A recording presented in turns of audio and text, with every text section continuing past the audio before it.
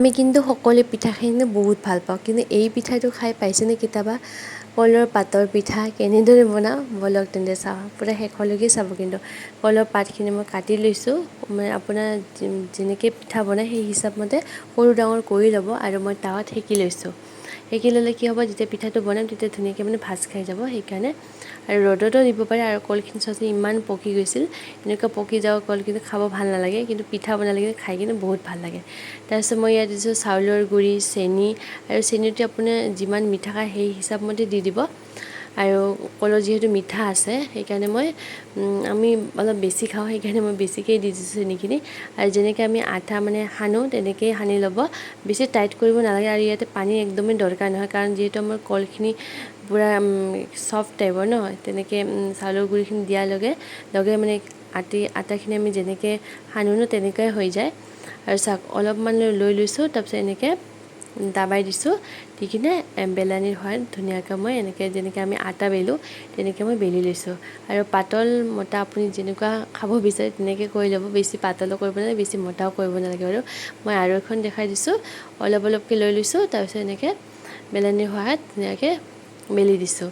আৰু তাৱাখন মই গৰম কৰি লৈছোঁ, লোৱাৰ পিছত দুখন মই ইয়াতে দি দিছোঁ, কাৰণ তিনিখনৰ ঠাই নহ'ব, যিহেতু মই ডাঙৰ ডাঙৰকৈ বনাইছোঁ সেইকাৰণে।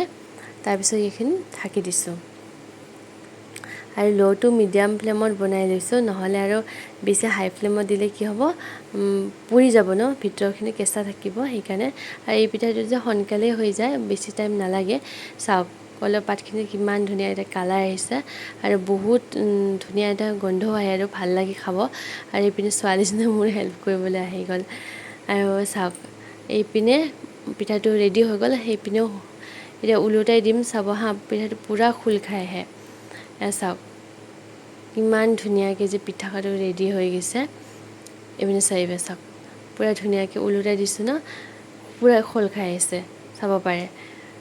আৰু বহুত কম সময়তে এই পিঠাটো ৰেডি হৈ যায়, আৰু যিহেতু তেল নালাগে, খোৱাটো বহুত টেষ্টি হয়। আৰু তেলৰ পিঠা বেছি খোৱাটো ভালো নহয় যিহেতু। আৰু চাওকচোন কিমান নৰম হৈছে, ইমান চফ্ট হৈছে, একো বস্তু আমি দিয়াই নাই, হয়নে নহয়? বেকিং ছ'ডা পাউডাৰ একো দিয়া নাই, তথাপিও কিন্তু বহুত চফ্ট হয় পিঠাটো খোৱাত।